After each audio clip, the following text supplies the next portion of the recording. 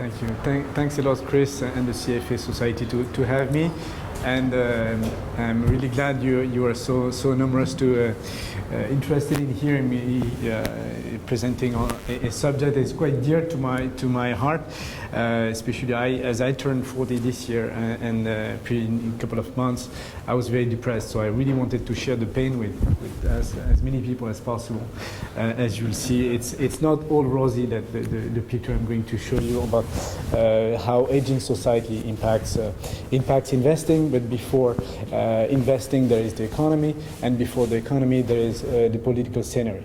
And this is pretty much the three aspects of the three parts of the presentation today, is to look at, from an empirical standpoint, not a theoretical one, really experimental analysis, is how demographics seems to have recurring pattern on political events, economic events, and hopefully on investments and asset allocation or fixed income and equities, as is the most dominant major assets.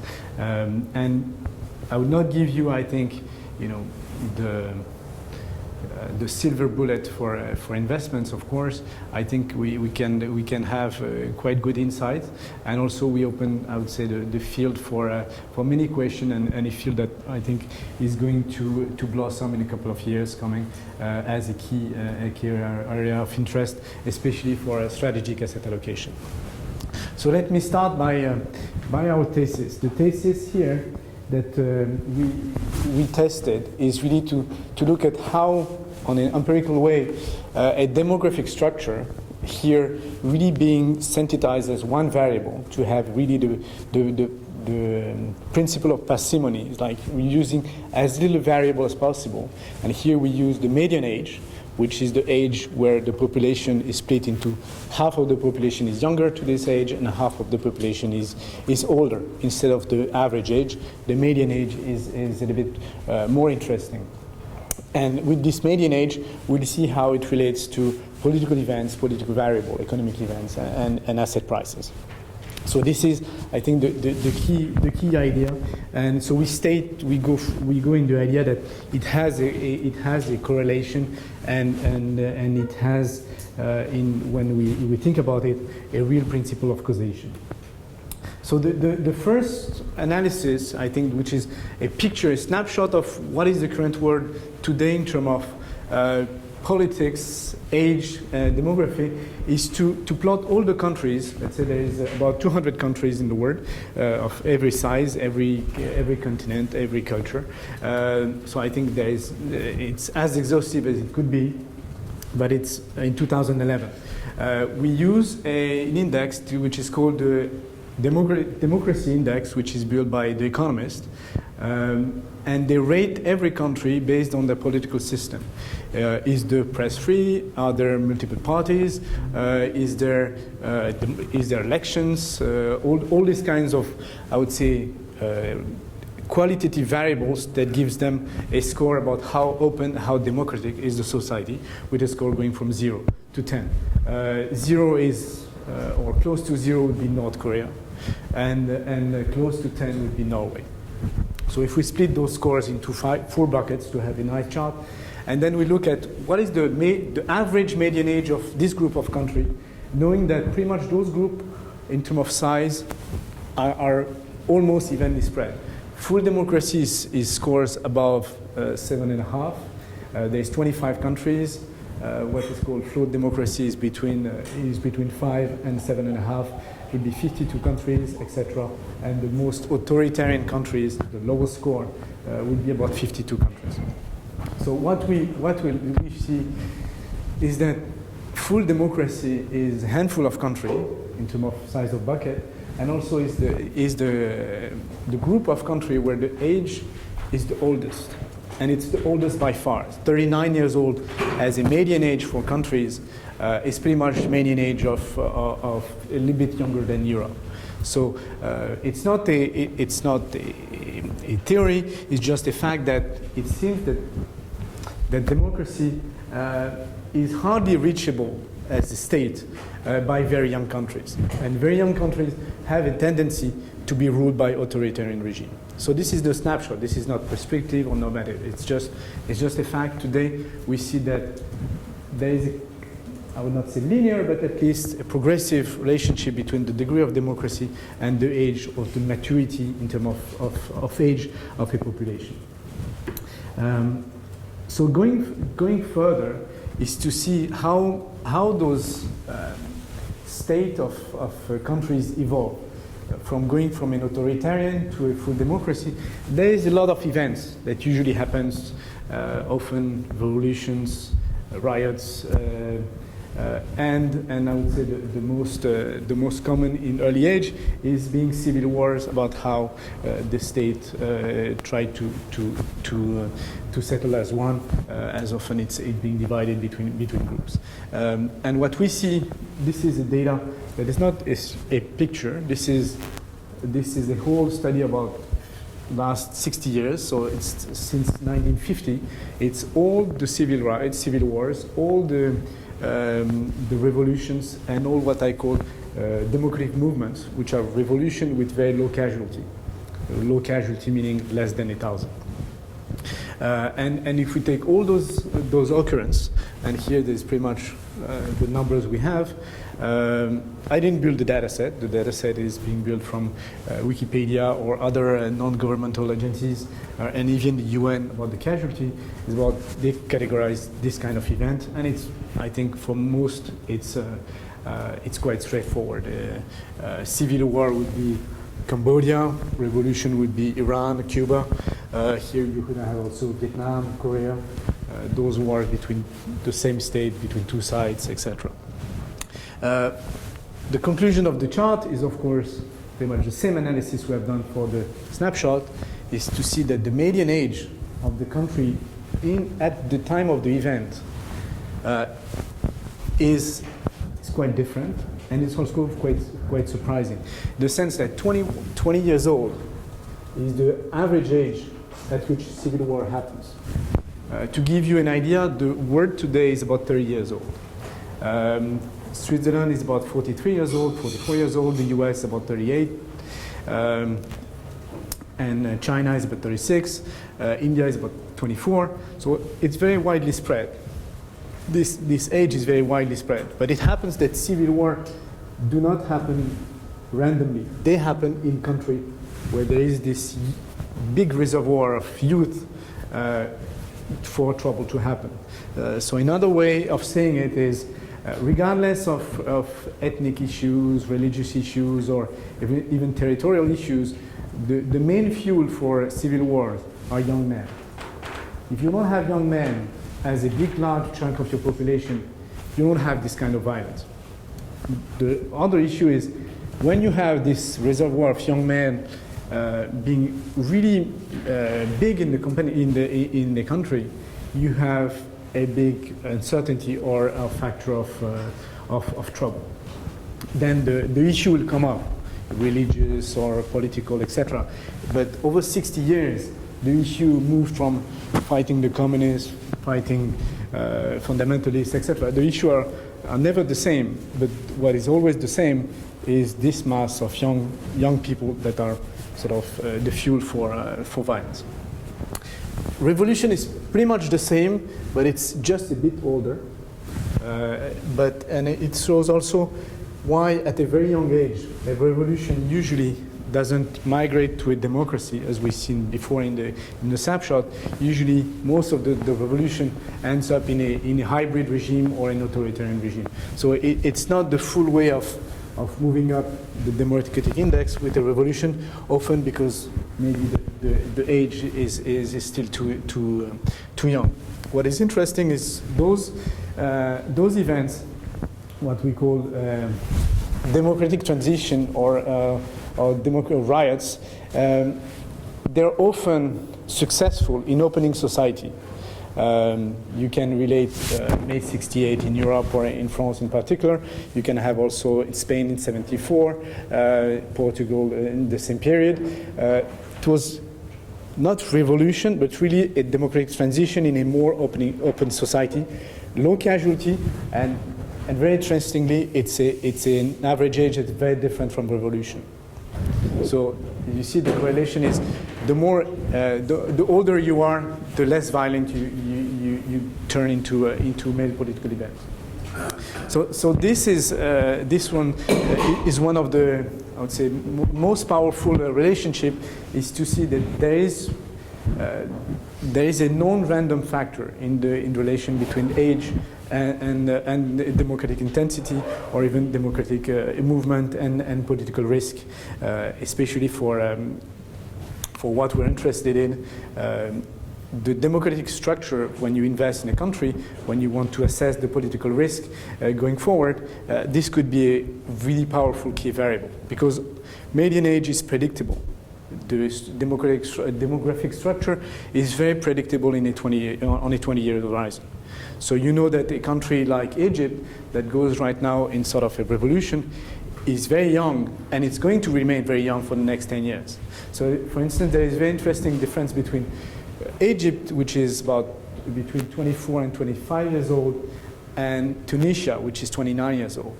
And I think you will see that right now the pattern of two countries going different direction with the kind of same starting point or starting event at the time it started in 2010, 2011. So here, this is the whole picture of countries and median age. The line in term is of course the trend line from all the data points, but there is a caveat, is that the line is not weighted by population weight. When you weight by population weight, you see something really weird, is that the big block of China and India is not at the place it should be. China should be up there and India should be down.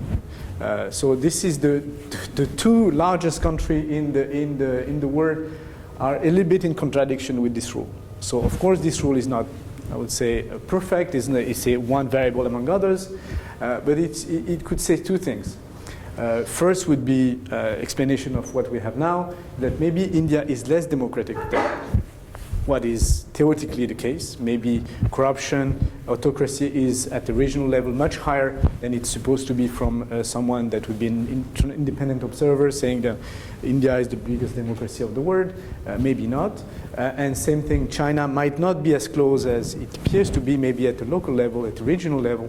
There is a much greater way of and leeway and understanding of local population. This could be one saying the variable we use is maybe not perfect. Second is, maybe prospective, is it's very likely China for the next 10 years is going to move up. So the big question for China here would not be about the credit crisis, the banking crisis. The big issue of China is turning democratic. That is the very likely challenge that the Chinese are going to experience, and what we see in Hong Kong might be the case. Chinese are too old to be ruled by an autocratic movement.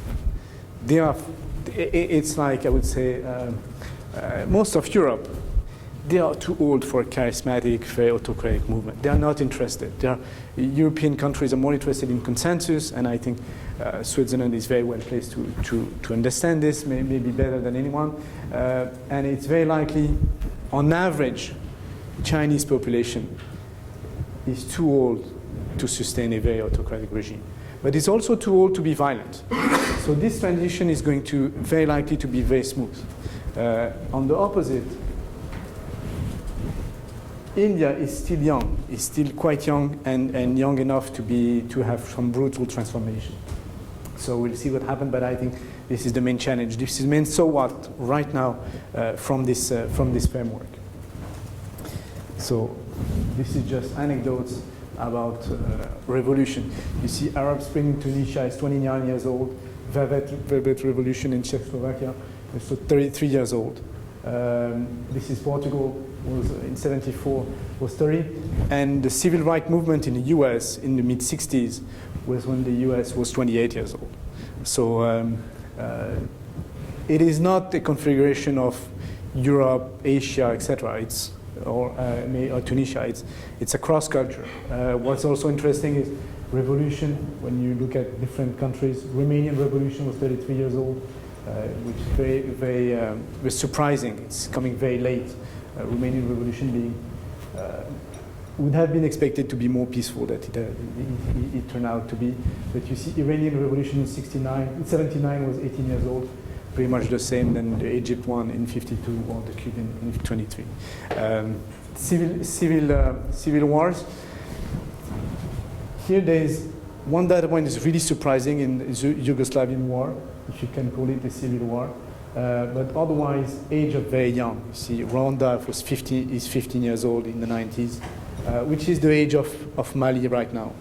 Mali is among the two youngest countries. Other one would be Gaza Strip. Palestinian territories are very, very young. So clearly a fertile area for trouble. So this is starting from the 1950s.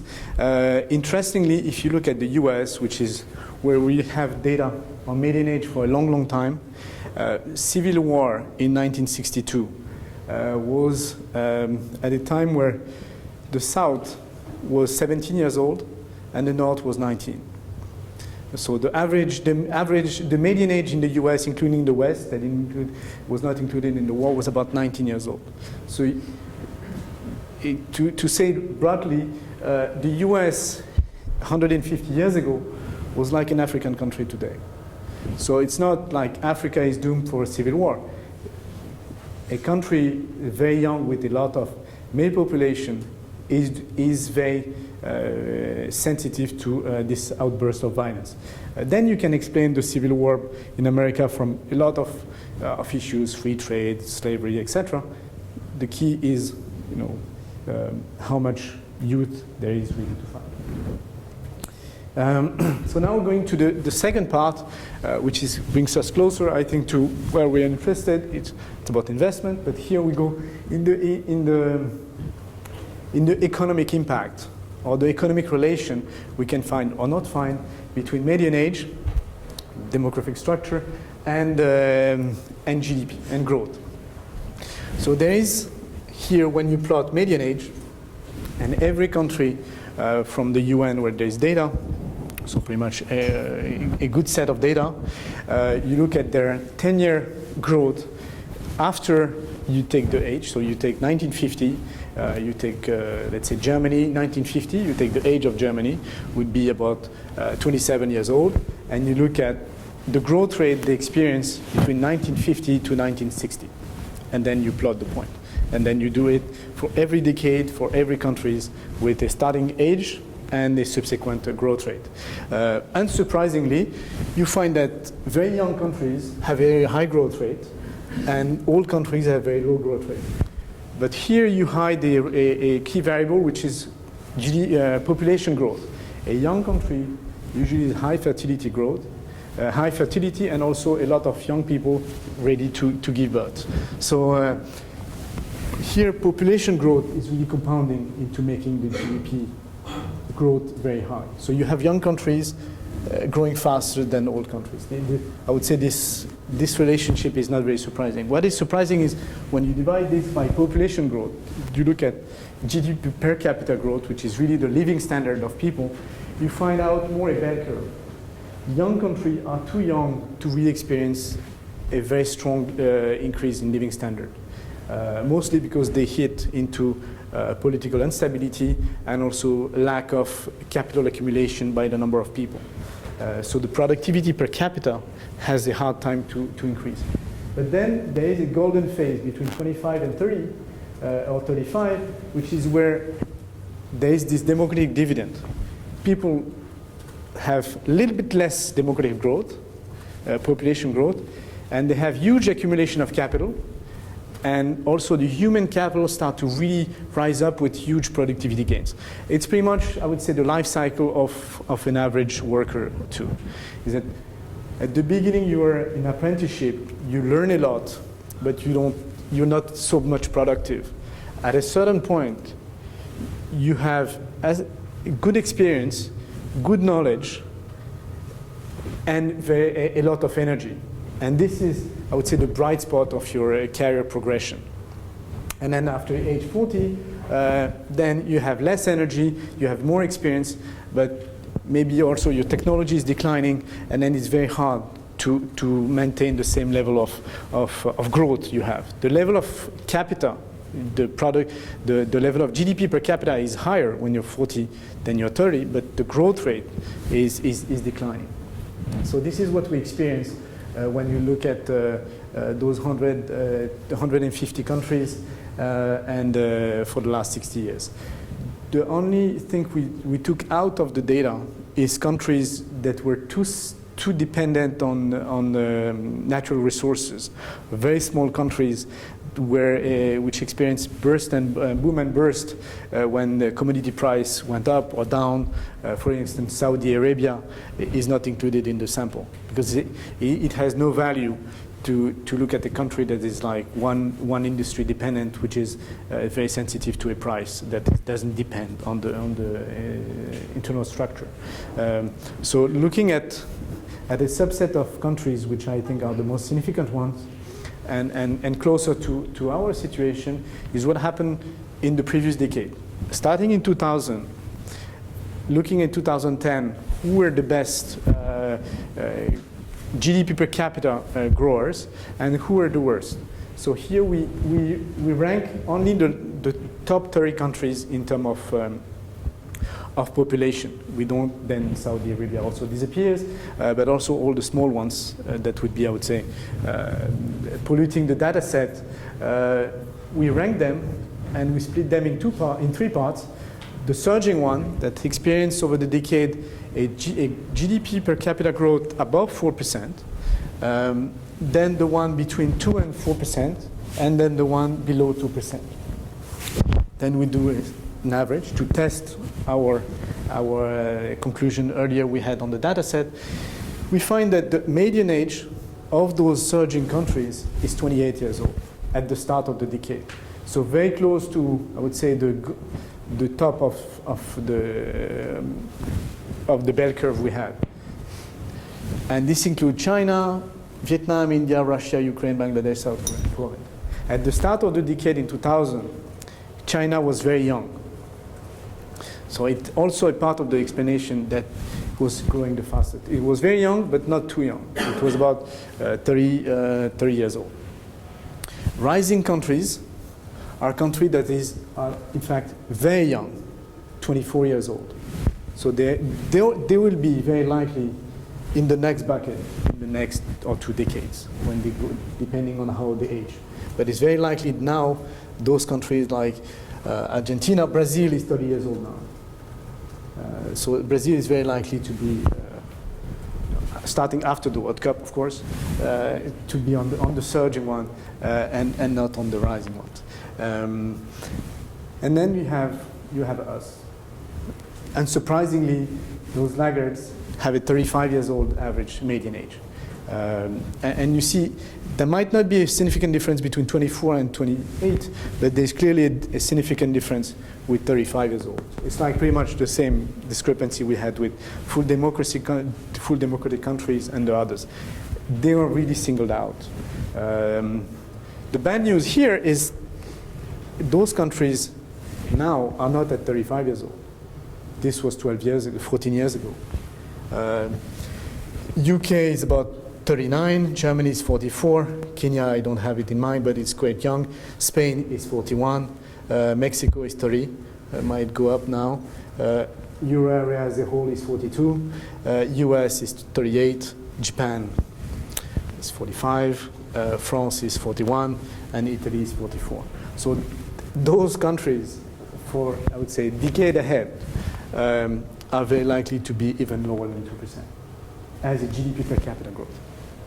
Switzerland is 44. But Switzerland is not here as it's smaller. And so this is one variable.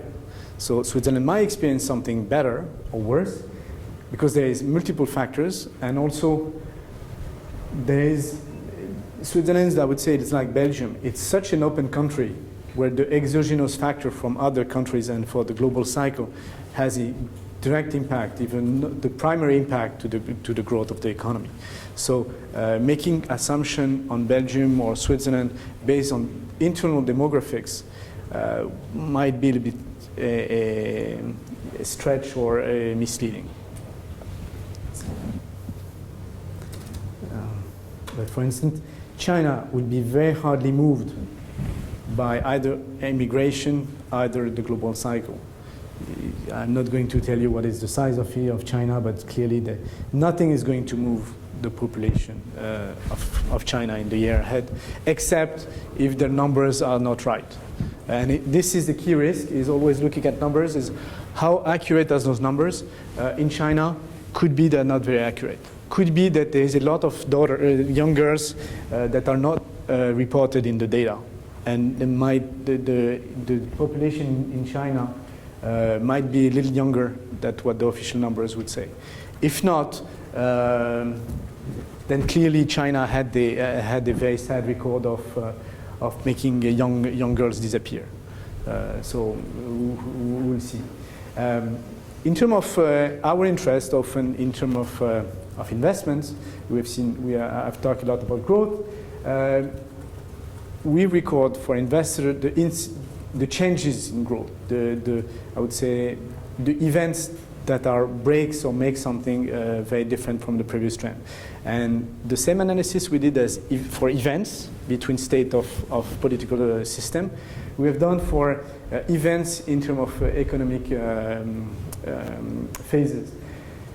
If we split in two main crises, main type of crisis a country experience when growing, which could be an external crisis, a crisis where a country has a currency and balance of payment crisis, meaning that they import foreign savings to develop their own economics, and then they fail to repay, or they then become victim or subject to excesses, and then they fail to repay the foreigners. Those are what we call external crisis. And then there is the internal crisis, which is one that we have experienced recently, is more about the misallocation of domestic savings, most often through banks and through a real estate crisis, and then a feedback loop in the economy that is at the beginning positive and then turns into a depressive state. So this I call it internal crisis. So surprisingly or not, we find a median age that is quite different from, I would say, the average of the sample, that you tend to have external crisis at 27.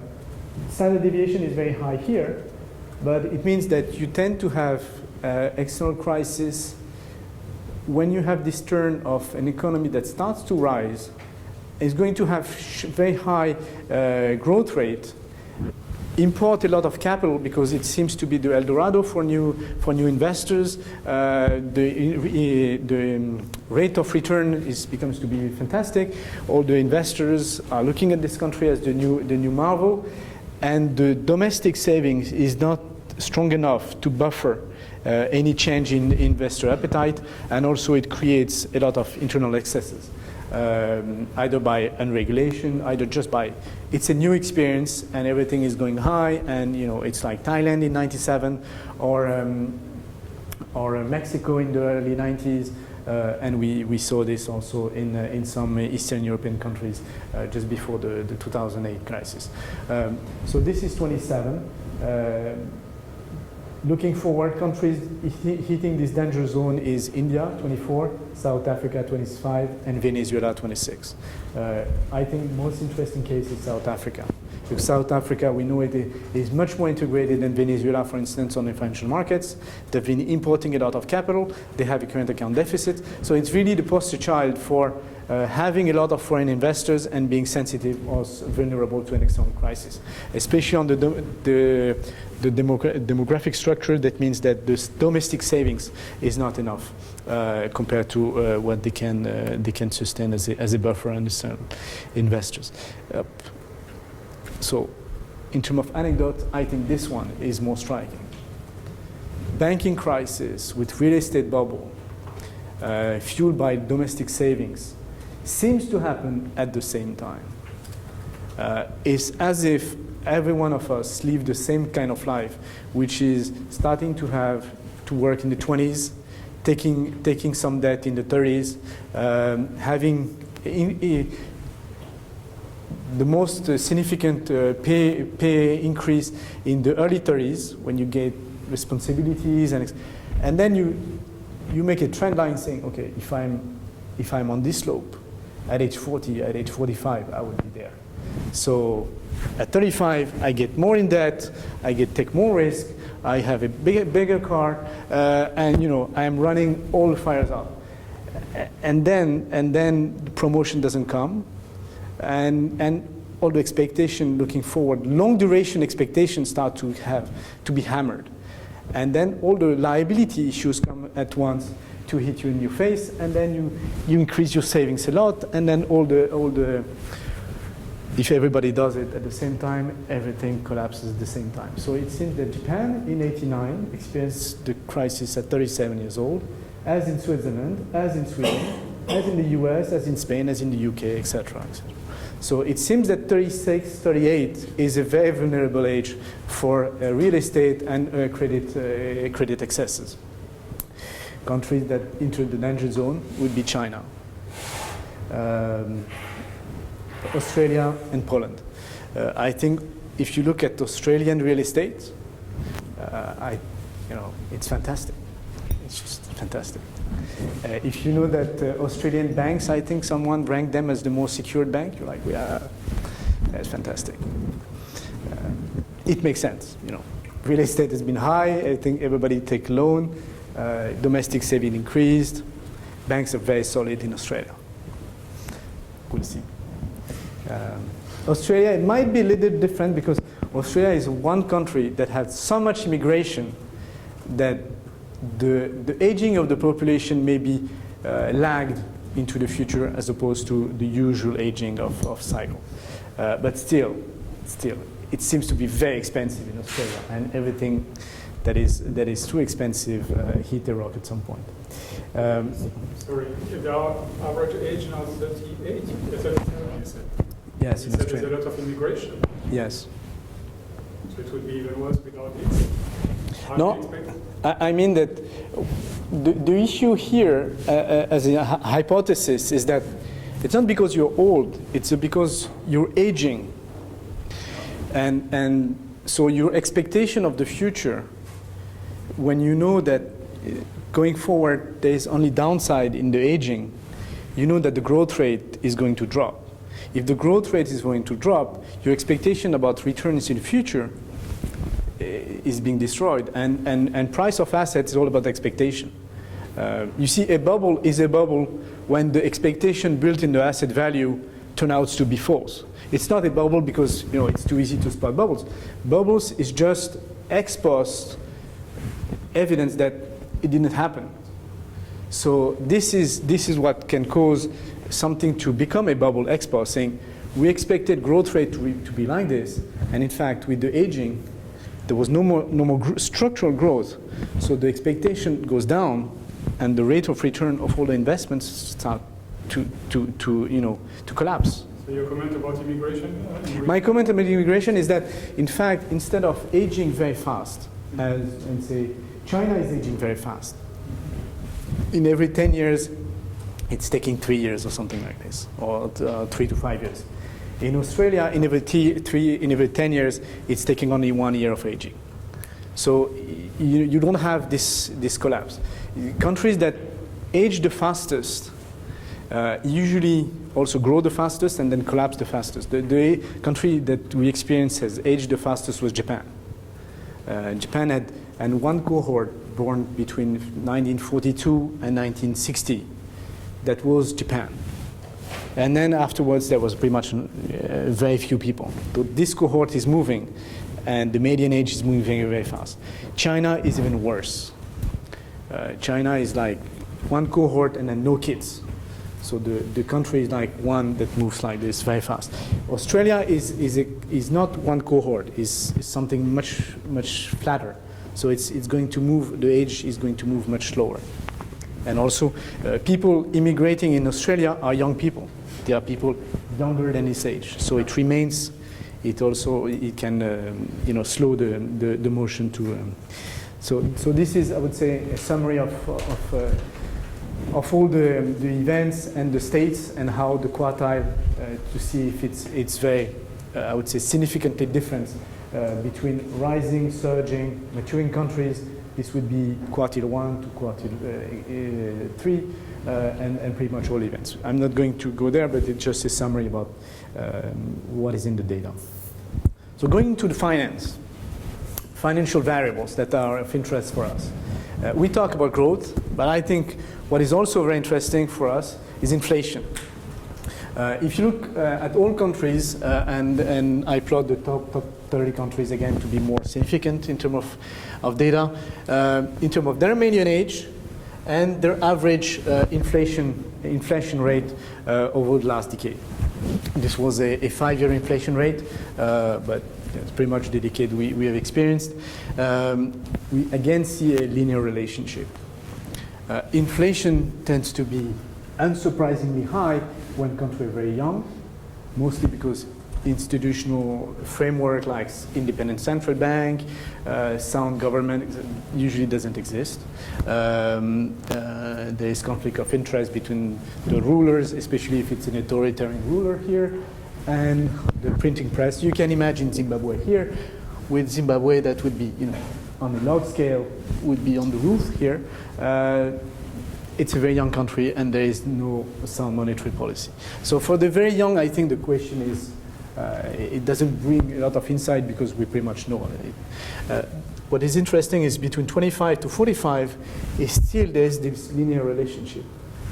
The more adult a country becomes in terms of average age, the less there is inflation in the system. So the hidden variable might be maturation of the political system, of course, but it might be also the lower growth rate that we saw just before. But it seems that it's a rule. For a matter of time, I didn't test it for the last 60 years, because for the last 60 years there was also like shocks in the system. Before the 1970s, there was Bretton Woods with fixed exchange rates, so inflation was a bit not of the same nature, but we find pretty much the same idea. If you look at the red dots, which are the top 30, you really find this relationship. What would be surprising in Russia? Russia is an old country with high inflation. So Russia might show that the institutional framework is key also for this analysis, is how much of the monetary policy in Russia is as consistent as a similar aged country would be. I think maybe National Bank of Russia is not as independent as orthodox as we have in other similar countries. But otherwise, we have kind of this rule, everything being equal. For us, I would say investors, financiers, what matters is really not inflation, but really interest rates. So if you look at interest rates, really starting from the 1970 in the US and Japan, which has two demographic structure that are a little bit different, that also cancels out the timing of the sample. We plot every 5 years the starting average age, starting net age, and the average interest rates, and we find this slope, which is very close to the slope of inflation. I mean, the degree of slope, it's the same scale, it's very similar. So it brings more significance, I think, to the thesis. Japan is here. So, we can talk about Abenomics. Japan is here. Abenomics might work, might not. But it would be very hard that they bring something more of a cyclical rebound than a change in trends. Or they can go the Russian routes. The Russian route would be to overshoot inflation over there. But it's very unlikely to have inflation here in Japan just because of Abenomics from this framework. Or Abe has to import babies from overseas, and a lot. So I think for investors, what brings us to, as a quick conclusion, because I think that would be the most powerful conclusion for a so what for investors. If you have a long-term horizon, which is, let's say, 10 years, ideally you should pick bonds of countries paying here that you know would have a subsequent aging that would be very fast. So for instance, country that we saw here, age 30, would be Mexico and Brazil. You look at how much Brazil is paying on a very long duration bond, say expecting on real inflation to remain at 10, 8, 6, 10% for the next 10 years or next 15 years, and you buy them.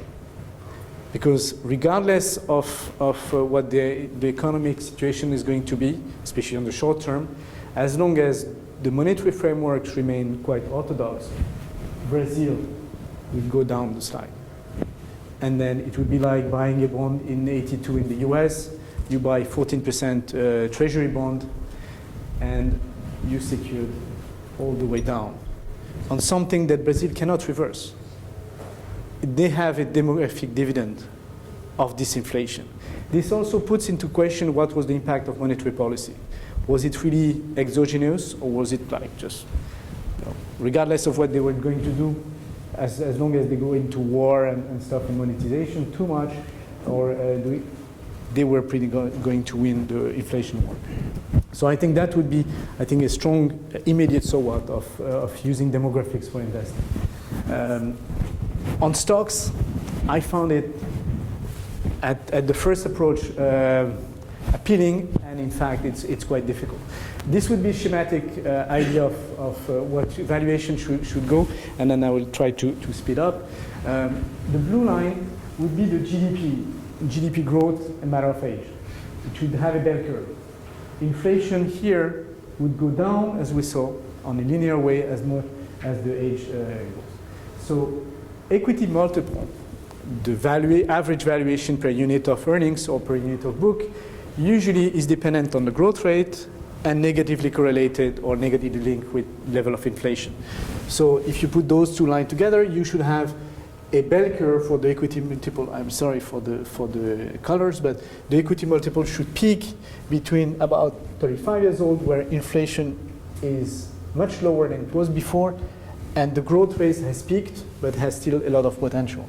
So the peak of equity multiple should be just after the peak of GDP multiple, and then it goes down. That would be, I would say, the framework for the relationship we have, but that's not what we found at all. Here, this is the snapshot now on all emerging markets. And we looked at emerging markets because they have a wide array of age. If you look at only OECDs, you would have a sample that would be pretty much here. So we need to look at all the transition. MSCI emerging market is nice. And you see there is no pattern of, this is the equivalent of a Schiller PE for all the countries. So you pretty much find nothing. You find pretty much one line or about the same valuation. So either the conclusion would be that EM are priced as one, and they all are pretty much similar, and investors do not discriminate on the age. Or the other thesis is that the thesis for age-driven equity valuation doesn't work. Second is this is true time, but for the US. And this is plotting the Schiller PE of the Standard & Poor's 500 and the median age for the US.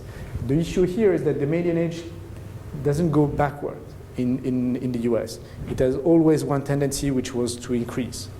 If we had taken a century, then we have maybe going up and down, but it would be very minor. That's what happened in 1960. There was a sort of rejuvenation of the US, but you don't have a data that goes here. So this is what we have, and it's poorly related to the expectation of having a bell curve that peaks at 35. It works, but here we have something that is a bit weird. And this is where the age, where inflation was hit, was very high in the US. So conclusion here is, in fact, it sounds very sexy to have equity related to demographic trends, but it doesn't show so easily. The alternative is to look not as equity being driven by inflation and GDP, but to have a completely separate idea to say that, in fact, equity is being driven by who buys it and the trends of savings. And this would be the stylized savings through a lifetime. So young people, you don't have much money, but you start to save. When you're between 35 and 55, you start to have a lot of income and you still have a high saving rate. And then above 55, you still have, I would say, large income or large wealth, but you start to dissave. So the blue line would be the marginal change in your equity allocation, especially as those guys would buy equities as risk loving, and those guys would start to reduce their equity holding at the same level. So this matches a little bit more what we have in the US. And I will pretty much leave you here. This approach is more interesting, at least to explain what happened in the US. It is the Schiller PE over the last 60 years, and the share of 30 to 40 years old, at least, let's say the high equity buyers as a share of savings. And this was taken by on a study from the Fed from San Francisco. And this one might be more interesting, is the valuation of an equity market that is big enough to rely on its domestic savings might be driven by the demographic structure because of savings pattern, not because of economic issues. And savings pattern might also be driven by behavioral that are linked with age, but pretty much this is what we've seen. And I didn't bring you the projection from the Fed, but from this working paper that I will put in the documents we'll send you out, the projection is quite dim. In fact, it's not great. It goes down. And so the market from this analysis seems to be quite expensive from the trend we would supposedly experience in the US at least.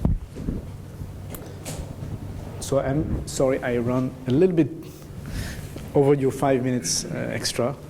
So to conclude, we see a relationship that we can explain on the causality because demographics starts as an exogenous variable. Nothing impacts demographics before. So we think that there is really a link between the age and political situation, political events, also economic transition, economic developments, and in the end, especially for inflation and fixed income, demographic factors could be one of the primary ones. For equity, I think the field is really open for exploration. I think there are some attractive feature, but we should not overestimate the power of prediction from demographics, especially on markets that are dependent on the US. In the end, what seems to be the case is US demographics explain pretty much all the emerging markets valuation at the same time. So this chart that we had, these charts of all emerging markets being plotted, the best explanation for this valuation is the valuation of the US at the same time. And if you had checked the emerging market valuation cyclicality, I'm sure you would find the US market cyclicality. Emerging markets are fueled by, I would say, OECD investors' appetite. So maybe not by domestic savings. So we opened for questions. There were some, but I think.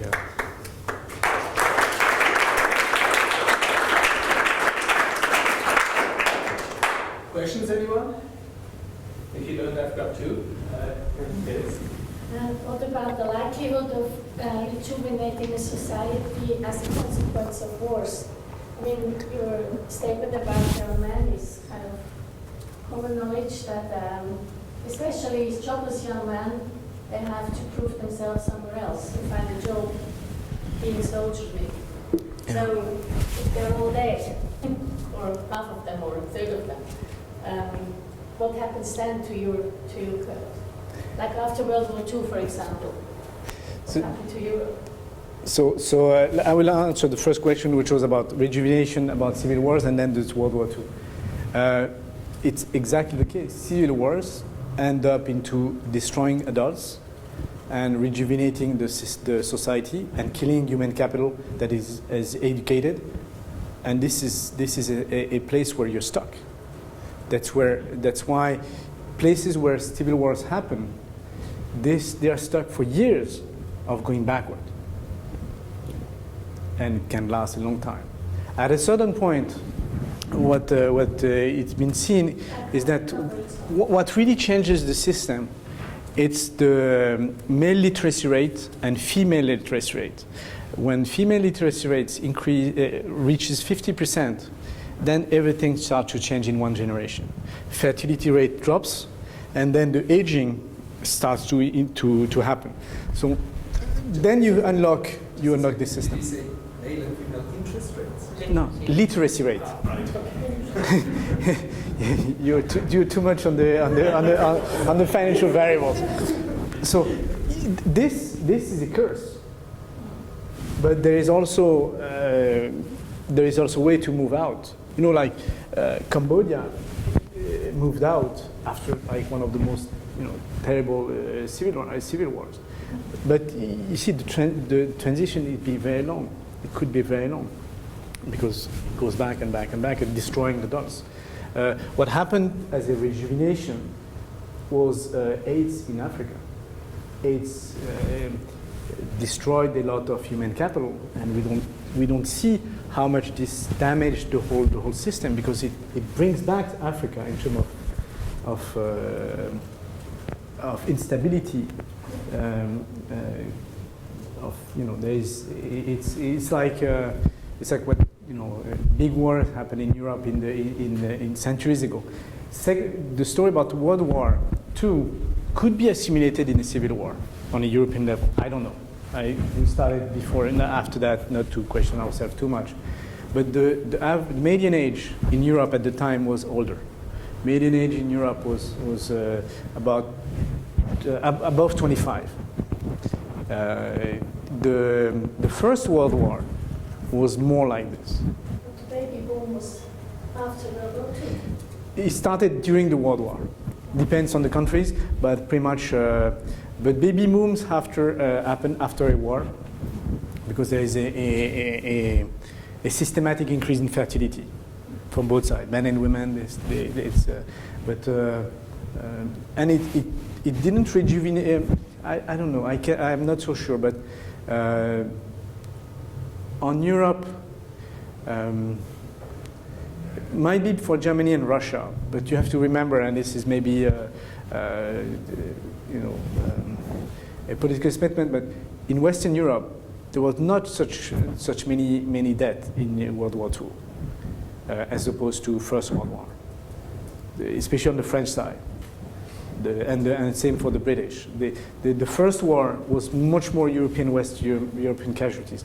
The Second War was mostly Russians, Chinese, Japanese, and the Germans, and the Polish. So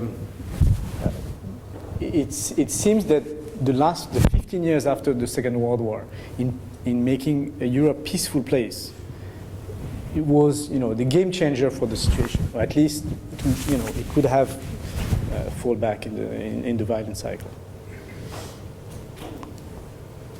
More questions?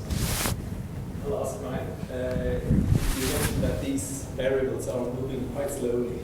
Yes. Over time. What are you monitoring? There's a disconnect between the speed of change in these variables and how national markets operate, obviously. What is it that you're monitoring? Second derivatives, third derivatives of these things? I think the first thing you can be monitoring is across countries, where are which countries, and often it's not being understood that China is already old. China is seen as new supergiant, but China is very likely to be old before it's rich. This is already something without looking at the second derivative. You have to be careful with a slow-moving variable like this. The second derivative might not be of good quality in terms of accuracy of measurements. If you have to look at the derivative of 10 years, is how much the country is going to age for the next 10 years, which is the second derivative on the very, which would be what I would look at on China is how much of aging it will experience in the next 10. Where it will be in the next 10, that would be the one I would be looking at. But to understand that China and India are two separate stories. India is just starting its story. China is closing the window of high growth and economic miracle. So China seems to be more on a political challenge than an economic one. But there is outliers, and that's why I would say the facts doesn't bring a theory that explains everything. If you look at Russia, it's just a country that is just outliers on everything. So Russia is supposed to have a population that is declining with a very low fertility rate, but it's still on a very instant variable that fertility is up again. So this would be the marginal variable that is the most interesting is the fertility rate, because all those projections are made on big assumptions, and if fertility rate changes, it makes big swings. And just to give you a hint for people that are really interested in the subject, there is a debate between what is going to be the fertility rate in OECD countries. The fertility rate declines from 7 to 5 to 3 with the literacy rate, and then usually converge to 2 or to 1.4. At the end, there is this difference between two models, and the models going for the 2 is where population will be stable and the aging will be contained. That are Anglo-Saxon countries, US, UK. Australia for another reason for immigration, but pretty much those kind of country, and France. Country where you converge to 1.2, 1.4 are Japan, Germany, Italy, and Sweden. From sociologists, the big difference between those two countries to explain this convergence of variable is the place of women in society. So all those Anglo-Saxon countries have I would say, a more open society for women working, for childcare, etc. For acceptance of women not being just taking care of the kids. In society, I would say, with continental culture like Japan or Germany, you have this convergence for 1.4. Either women work or they have kids. So the one that have kids, they need to have a lot of kids to compensate for the other ones, which is not the case. So in the end, you figure out 1.4. So this is, I would say, one variable that you should look at to spread countries that look similar, but on the detail they will be different. Thanks very much. Thank you.